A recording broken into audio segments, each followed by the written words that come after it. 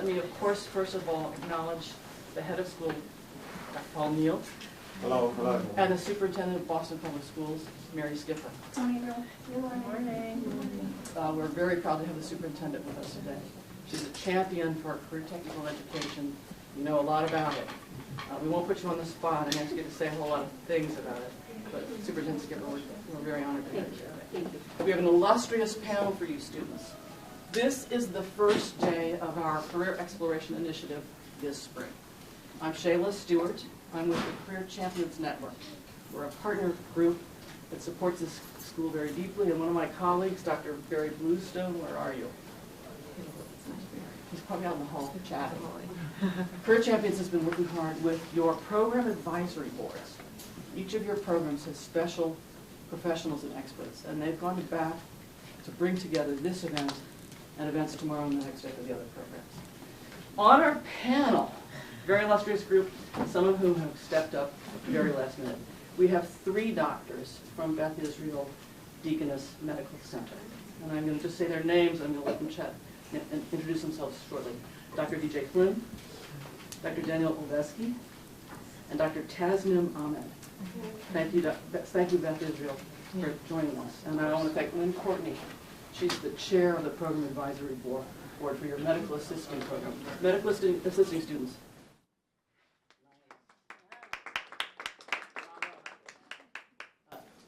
Health assisting students. Nice. Dental assistants. Nice. All right, over here to the other side we have Joanne Fergus. She's a member of the Mass Nurses Association, so she's a union leader. And she was a former VNA and nurse from MGH. Then we have Stephanie Dennis, personal care attendant. You know a lot about what's going on out there. All of these people do. And a leader with Local 1199, proud union member with her shirt on. And then Tyrone Reese, 4th year student at Tufts School of Dental Medicine, active in student organizations, knowledgeable about local health initiatives, and he can speak the talk of the social determinants of health. We can't go deep on that today. We're going to have another conversation. All right, so I'm going to kick off this panel. We're going to keep a tight timeline. One of the things we want to accomplish today is questions from you. This is an event for all of you. This is meant to help you see what's going on in the healthcare industry, how you fit in it, how your work here today and tomorrow and the rest of your Madison Park career prepare you for the wonderful opportunities that are in this field. And I can speak. Yes, Ms. Medina. Well, we'd love to. Would you come up and say a word? Sure. Thank you. Thank you. Thank you. So first of all, I just want to say hi to all of the students. This is such a unique opportunity for you, right? This is what Madison's about. It is our career tech high school.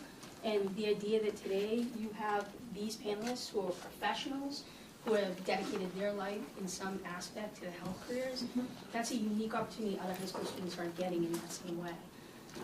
Our mayor's going to be coming later on, but I just want you to know that she's a champion for Madison Park. You know, she's a mayor that's investing here. She's investing in programming and eventually in the building. This is a school that matters to the city and to BPS. And the fact you're here, and as I spoke to some of you earlier, you chose to be here.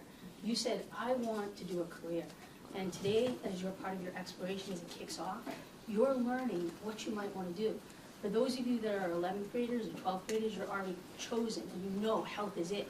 And we need you in this city. We need you, to be able to take care of everybody. But for those that are 9th graders who are kind of doing the exploration and determining what you want to do, today's a really important day because you're going to hear what's possible. So thank you to all of you for coming. It really, taking it out of your busy days, your doctors, your nurses, your personal assistants, your dental professionals, and so, they're here to help you. So I can't wait to hear your questions, and I know they can't wait to hear your questions. Thank you to Shayla and to CCN because you've been such good partners with us over the many years. Thank you.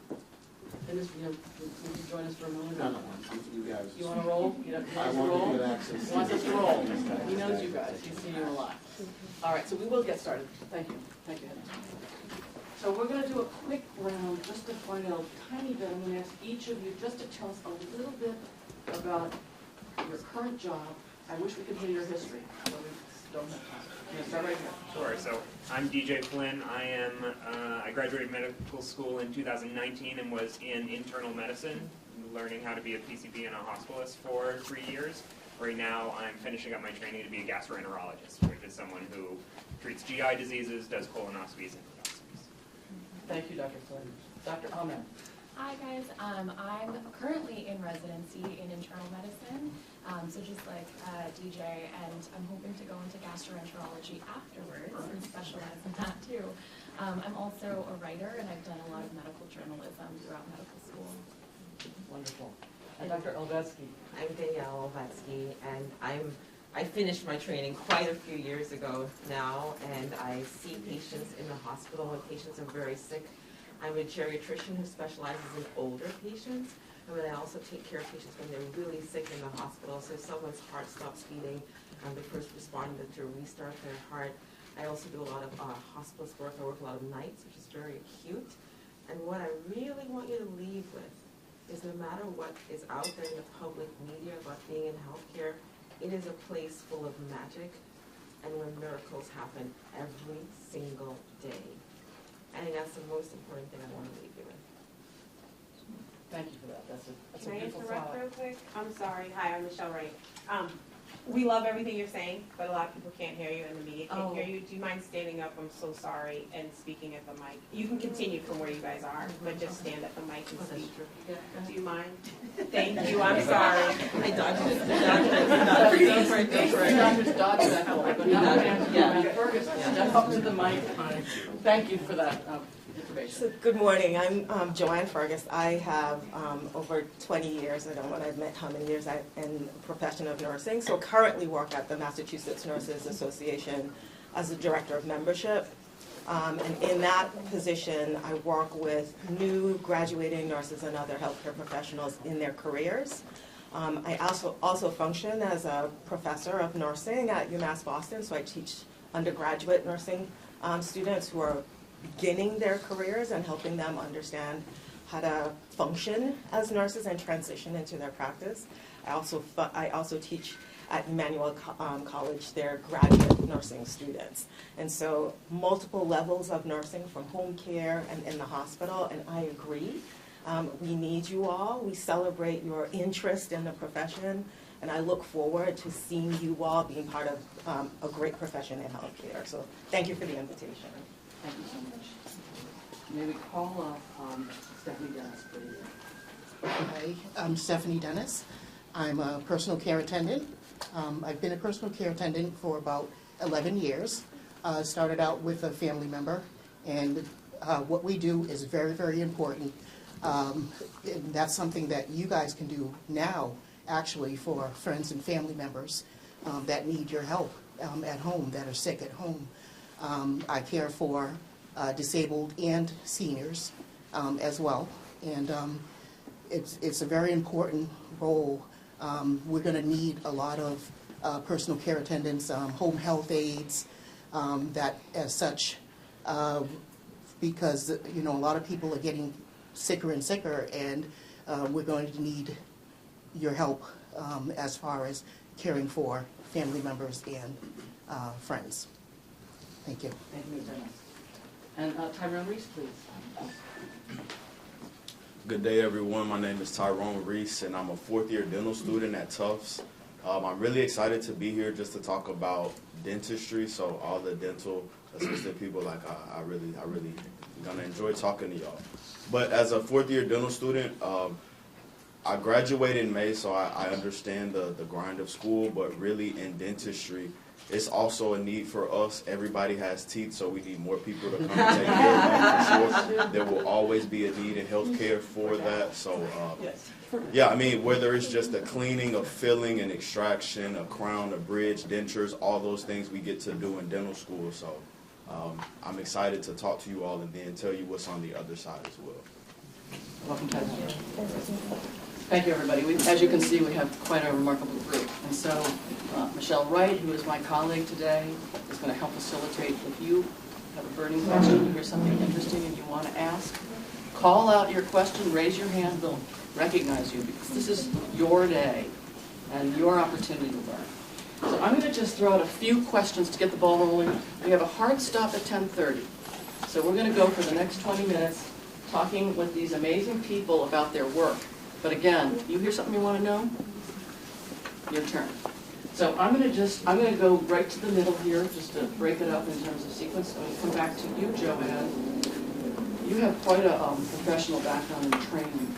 The question for you, and we'll see if it comes to others, is you all work with a lot of different staff members. Can you tell these students about how the occupations they are training for here right now, which are particularly skillful, certified positions, how do those positions work for you in the field of healthcare as you see it? In other words, we have CNAs, we have dental assistant, we have medical assistant. Can you speak to these jobs and how they relate to the larger picture? And if you'll step back up. I guess I would frame that in sort of two circles. I would say one, you all are necessary because you all are going to be serving the community that generally goes unseen, and serving members of the community who really need people who know them and see them and understand them to advocate and speak for them. And I think in terms of the specific jobs, there's no functioning in the healthcare system unless everybody in the team is skilled and everybody in the team is mission-driven for the service of the community and the patients that we are charged and empowered to represent and advocate for. So every single piece of the puzzle, there's no one piece that is more important or more valuable. The work that you all will do from compassion and the work that you will do with your hands and your skill make the work that every other part of the team does function well. And so no one group, the nurses can't function without the CNAs, the physicians can't function without the nurses. All of us need to be mission-driven, focused on the success and the best outcome for our patients, and in advocating for the situations that people go back and live in. So I would say the work that you're doing is valuable and necessary, and the fact that you individually have chosen to do so is important and necessary for the success and the health of our communities. So thank you. Thank you for that. It's a big team, and you're all in it all. And we're in it for you here as educators here, but your teachers here are getting you ready to do exactly what you just heard about from Joanne. Dr. Levesky, I'd like to ask you to reflect a little bit, if you can, on the skills that these young people need. What are the fundamentals? And I'm not necessarily just talking about the technical skills for the occupations that they get certified for, but the big skills. That's a great question. Thank you so much for having me. When I think about the skills that you will need, I think the most important skill actually, there are two that are tied. One comes from within you, which is that belief in yourself. And you just have to believe the sky is the limit. I came from a family where we were almost homeless if my family didn't take me in. I never dreamed I would be a doctor and have the life I have today. And you just have to believe that. There are a lot of things out there that communicate this message that you're not good enough, you don't belong here, you don't deserve to be here, but you can never listen to that. Why? Because the North Star that you're climbing towards is so much bigger, so much more beautiful than you can possibly imagine, and it's worth everything you go through to get there. I think that's the most number one skill, is listen to that inner voice in yourself. You've chosen to be here. Something drew you to this moment, and you already are chosen. And do not let anyone take that out of your heart. That's number one. And then number two is just those eyes. Because you come from this world where you represent your community, you have that superpower. You have that third eye that's going to notice things, that's going to see things that other people don't see. Let that awaken what Freire calls that conscious owl. Like, why is it like this? Why is it like this? Why does this patient go back to this situation? Why did this patient show up right here, right now, in this way? And what is my response, my reflection of that, and my action? How am I going to advocate for that patient? Those I think are the two most important things. That belief in yourself, that you know you're chosen, you're called to this moment, and that can never change. And the second thing is that third eye, that consciousization that what is going on here, what is happening for this patient and my community, and how do I make things better? Shayla, please. have a question, please? Stand up, Charlie. Yeah, you gotta stand up, Charlie. My question was that if, like, did you know you wanted to become a doctor? Your Never in my entire life. Never in my And life. if you didn't, what passion that made you choose to be a doctor? Yes, so you asked me, did I ever know I wanted to be a doctor? Was that one question? Or what was the second question? So, like, what passion you to, like, become a doctor? What influenced you? The magic for me, so the reason why I do what I do, I love talking to patients. That's the magic. That is the magic when you talk to the patient and, you know, we have this thing, I brought this handheld ultrasound, so you're talking to the patient and you can see inside their body as to what's wrong and what's making them feel unwell. And that helps you to really, again, I'm going to talk about all these people that inspire me, Paul Farmer, and this accompaniment that you can reach into the lives of your patients and deliver something good. And that's incredible. So I think I was sold when I shadowed someone and I saw them talk to the patient and they put their hands on the patient. That to me is the most exciting thing that you guys are doing, that you're able to put your hands on people and say, I am with you. From the time you meet them in the waiting room, you're giving that message, I am with you, I see you, I hear you, and I am with you. And then that just goes on through the rest of the encounter. And you commit to journeying with that patient, again, to reach into their lives and deliver something good. So I had no idea I was going to be a doctor. First, I'll give you one quick story. The only reason I was a doctor is because we were so poor, my dad had to move in with a friend who had 5 cars in Georgia. And that person happened to be a doctor. So my dad said, why don't you check out medicine? That guy has 5 cars. He's doing pretty well. So don't do it if you want to get rich and have 5 cars. I don't have 5 cars.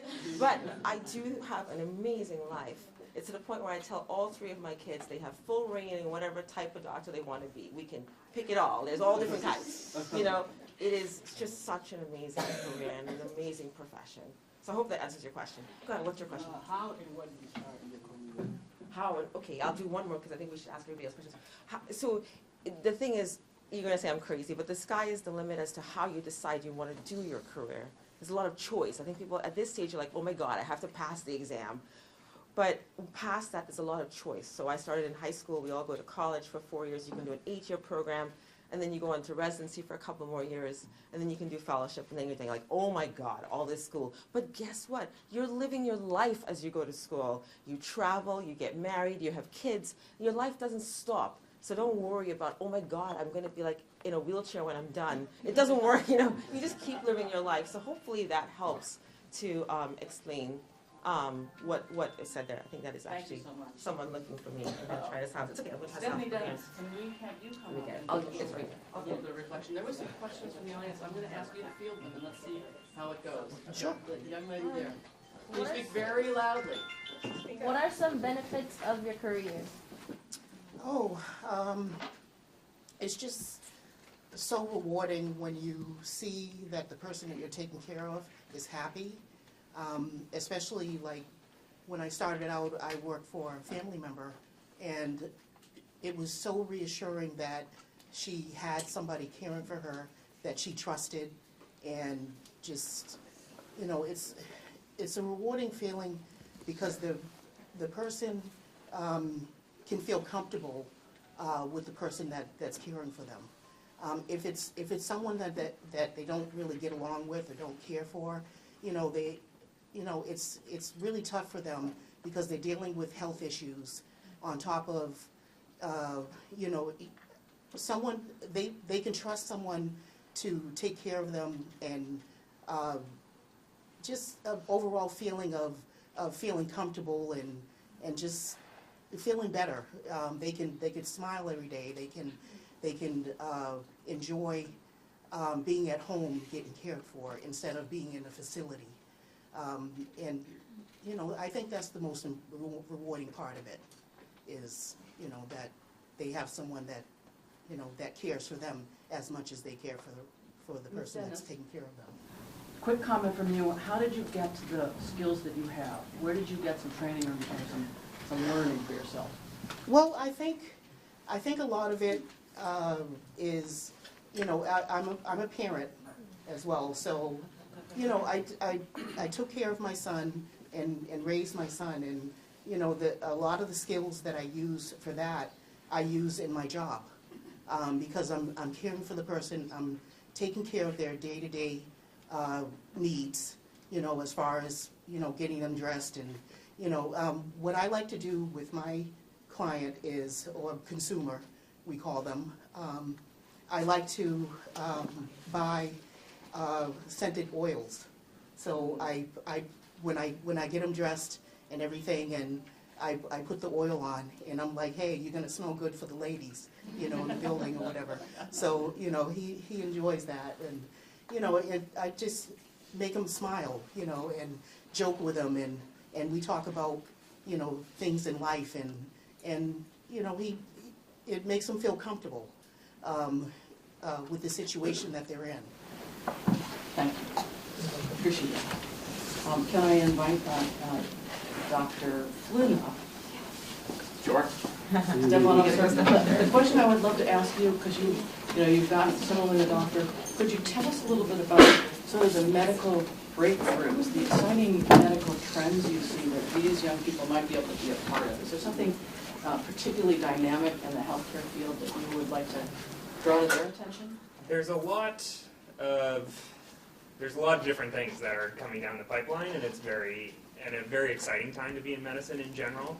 I was actually at a conference yesterday where we talked a lot about the use of artificial intelligence and how that's helping not only with research, which is what the conference was focused on, but also day to day. And I think we're going to see the integration of a lot of that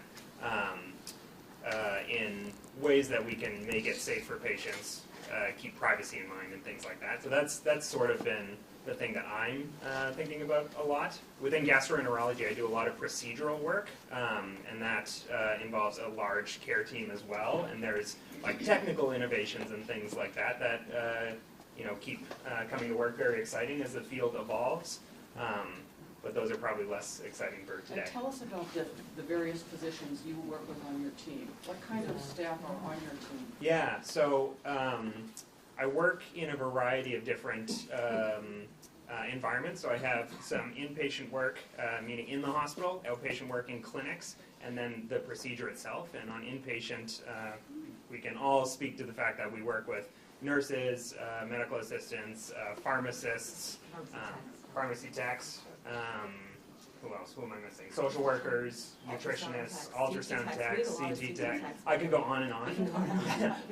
In the outpatient setting, we work with a lot of medical assistants and CNAs, and they are often the people who are closest to the patients and can help alert us to anything that's going on, or maybe subtle things that we can't pick up on, sort of speaking to the third eye. And then in the procedural setting, we have nursing. We also have nursing assistants. We have scope technicians, because the equipment we work with needs upkeep and a lot of maintenance, and they are the pros at that, just to name a few. Any questions for Dr. Flynn? Dr. Flynn, at what age should men go get a colonoscopy? Yeah, great question. I don't think it applies to a lot of people here. What age should men go to get a colonoscopy? So we just recently lowered the age to 45, although depending on factors such as race, family history, and your own personal history, it might be even sooner than that. So good thing to speak to your doctor about. Thank you, Dr. Flynn. Of course. And we bring up Tyrone Reese, and I'm watching our clock, and we're going to wrap up, because you're going to get to ask questions of these fine folks, because they're going to stay with us, and we're going to move into our separate areas and continue the conversation.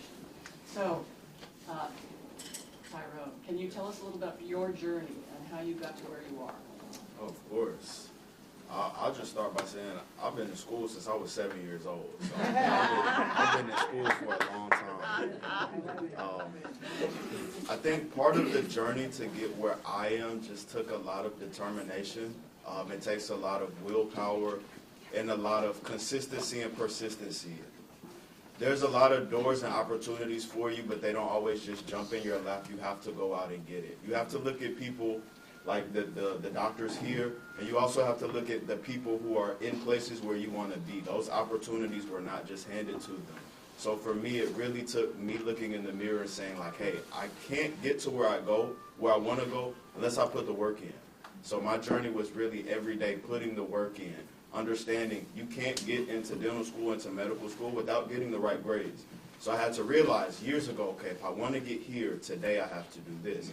So it's just small steps every day, that 1% getting better every day, that gets you where you want to go. So a lot of my journey early in high school and college, I didn't have the best grades, so I had to take extra years to go back and redo the work that I should have done the first time that I had to redo. But it's all a part of my journey, and it's honestly just thankful to God that he was able to open these doors for me. So just to keep it kind of brief, I graduated high school and then I went off to college. I did 4 years in college, well really 4.5 because I had to do an extra semester of college because I wanted to go into dentistry. I did not know I wanted to be a dentist early on. I wanted to be in business, just something where I'm working with people. I found out about dentistry because I know you can work with people. It's a business aspect to it, and you're also doing art as well. So these are a lot of things that I like just to incorporate into one career. And it has a great work-life balance. We'll talk about that behind the scenes. But, and then after college, I applied to dental school. I applied twice, and both times I got rejected because they looked at my grades. They looked at the things that I didn't take care of on the early end, so I went forward and did a master's program. I went to Mississippi College and did a 1 year master's program. And after I got to that master's program, I was like, this is my last chance, and I put my all into it. And when I put my all into it, I had a 3.9 GPA coming out, and Tufts was the only dental school that accepted me. So I moved up to Boston. Here I am at Tufts, and now it's just amazing being able to do things like this and really see, because dentistry opens up doors like this. This isn't an opportunity that you would get if you're not doing something you're passionate about. So honestly, my journey has just been consistent persistency every day, consistent persistency, pushing forward. Quick questions for Tyrone. We got one more speaker. We got to get her up here. When She's you waiting like for this. signed up for school and you got like rejected those 2 times, like what made you want to keep going? Like why didn't you just give up right then and there? That's a good question. So Can you she, repeat the question? yeah. So she asked when I applied to school and I got rejected a couple times, what made me keep pushing? What made me apply again? That's a great question. You know, I can't lie and say when I got rejected it didn't make me feel a way. Like that day I was torn. I was like, you know what? I may need to do something else. But that lasted very, very short. I mean, from the literally maybe an hour. What kept me pushing was just the passion. Like this is what I want to do. Like I've been rejected before. I played basketball. I've missed a shot before. That's not going to keep me from shooting another shot if I'm open again. You know, it's really just understanding what it is you want to do, and even if somebody rejects you, you have to have enough faith and belief in yourself and your community around you. The people who are pouring into you, have good people around you, and also pour into them. And be honest with yourself. I had to be honest with myself. I can't say they don't like me, I got rejected. I had to look at myself like, no, my grades weren't good. So then I had to take another route to get my grades good. So then they had no reason but to accept me. Thank you. Would you join us just briefly? And just last remarks for us, and we do have a very significant visitor. None of us are not noticing. So, Mayor, we would love to have you speak in just a minute, and then we're going to break into smaller, more informal. But Dr. Ahmed, last thoughts for these young people about direction. I think for them, they are pursuing wonderful careers right now, and they could be done. But just reflections about career direction and how to make choices. We've heard that from a couple speakers, but your words on that. Yeah, I think the biggest thing you can do is look within your own communities and figure out what drives you, what gives you the passion, because ultimately it's going to be a long and sometimes arduous road ahead. And it's going to be really hard to keep going if you don't have that passion and that love for what you do. And I know you'll find it, because I, going into medicine, find something that I love every single day about what I do with my patients. You know, I work at DIMIC, which is a community clinic just right by here. And that gives me so much joy just to get to know about the communities here, get to know about my patient lives.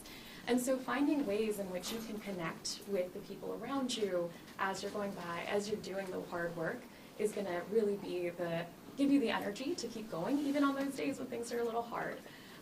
So I think that's my biggest takeaway, is just make sure you love what you do and that you have a lot of passion, that you have a support network, call on your friends and your family, because this is not something that any of us did by ourselves, right? Like, we all had so much community support from everybody around us, our mentors. Find those folks who will look after you and pull you ahead with them.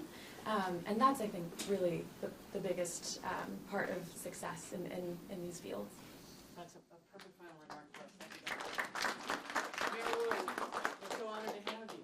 Would you come up and say a few words before we break?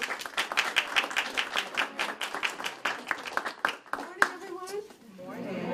I'm so excited to be here. Sorry I was a little late. I had to feed the baby on the way out the door.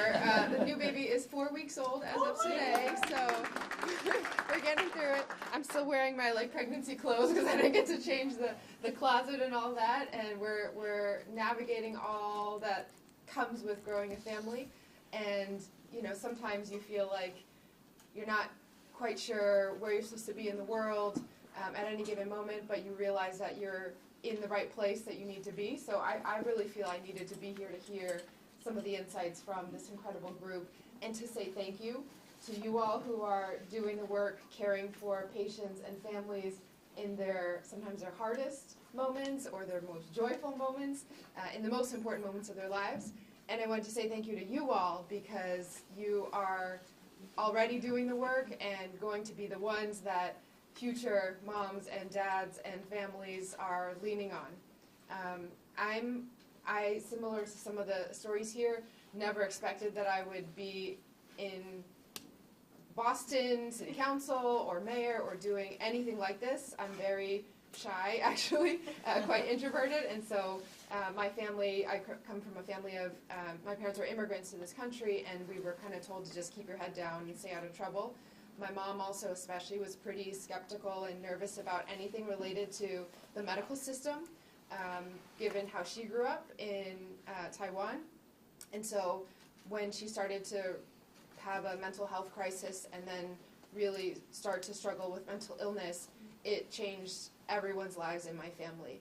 And I went from thinking I was going to just have a job, make some money, take care, have my own family one day, to realizing that I had to kind of set aside everything and take care of my mom because we didn't know what was going to happen one day after the other with her mental illness and my siblings still young at home.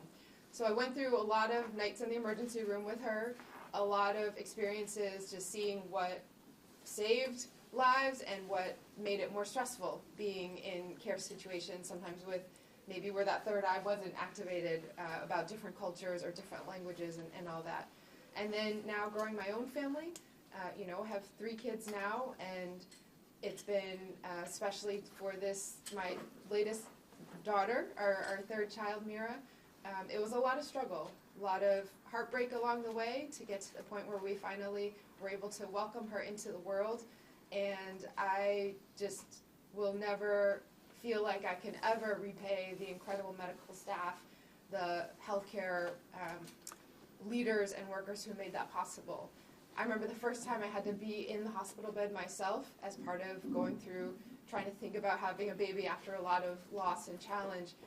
I was pretty triggered because the last time I had been in some of those spaces was with my mom in really intense situations when she was having her mental health crisis. And to know that I was getting good care, it wasn't enough up here. It was actually some of the nurses and staff who came in who finally made me feel I could be seen in here that made it possible for me to just kind of say, okay, this is where I'm supposed to be. So that's the difference that you're making and going to make every single day in the lives of people all across the city who you might not remember their name later on, but they will always remember your faces because you will be the ones who made it possible for them to have the lives that they wanted to have. So most of all, thank you so much.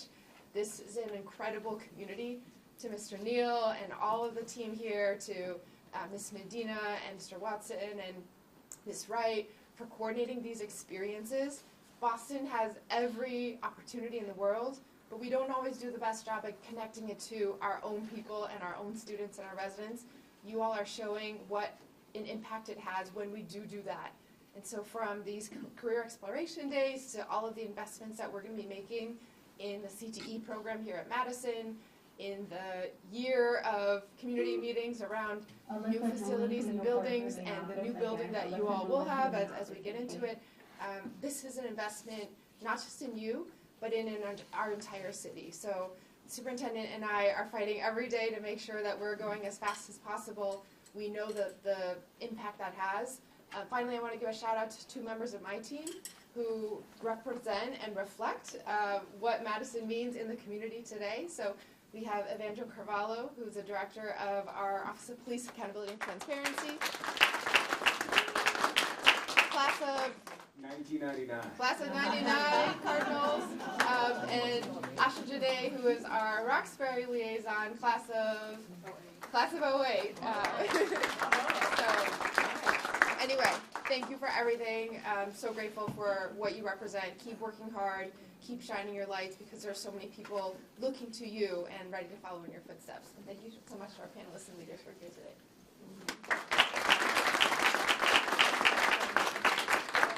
It's a wonderful day, folks. So here's our next step, and I'm going to ask Ms. Medina and other staff members to help guide this.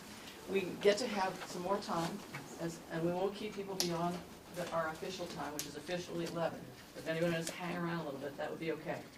We're going to ask you students to go back into your areas, your 3 programs, and we're going to ask our panelists to join you.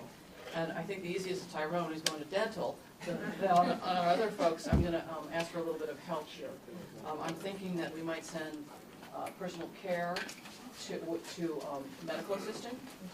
So is there a medical assisting teacher somewhere here? Medical assisting teacher? Health assisting. Health assisting. Yeah, they should go to health assisting, and then they should go to medical assisting. Okay, all right. So can teachers take these, come up, or students?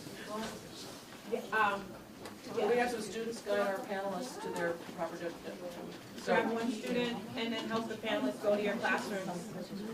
One of y'all students is going to step up. Let's go. Group photo with the panelists before we go. Yeah, group photo, group photo, group photo. Let's go, let's go, let's go.